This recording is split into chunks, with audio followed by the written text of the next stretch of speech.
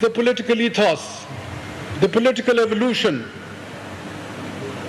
of the locals vis-a-vis the then superpower. Britain was the superpower at that time, and it developed as a superpower on the basis of the Industrial Revolution of 1760 to 1789, when 25% of the world's GDP was in the hands of Britain. And that is why they dominated. They controlled the oceans of the world. The British Navy controlled the oceans of the world, and this is how the impact of their empire was played out on the scene. Later on, in 1914, when the power was challenged, they did win in 1919, and because of the 1.5 million of the then Indians who came along and shared their struggle in the war, they decided through different acts of parliament to bring people on board to administer and govern India. In that struggle, initially,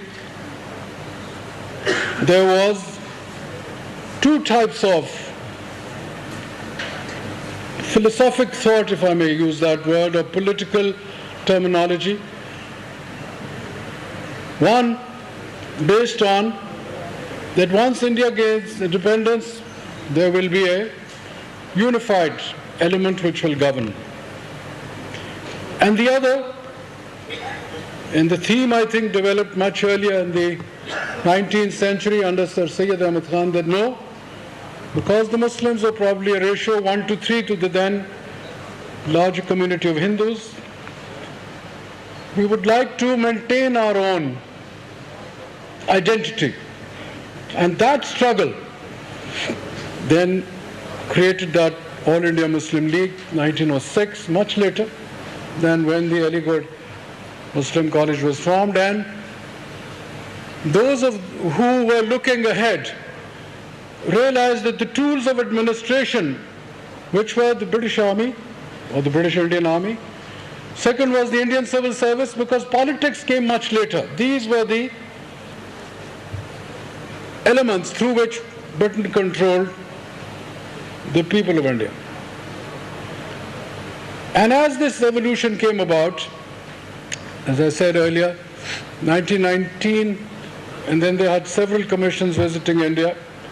And then that emerged that 1935 Government of India Act, which is the basis for all subsequent constitutions of the subcontinent, be it the Constitution of India 1949, be it the Constitution of Pakistan 1956, 1973, be it the Constitution of Sri Lanka, be it the Constitution of Bangladesh. That was the largest bill at that time which had gone through the House of Commons. Why do I go back to these historical elements? Because they... Chairman Kashmir Committee Fakhr Imam तकरीर से खिताब करें.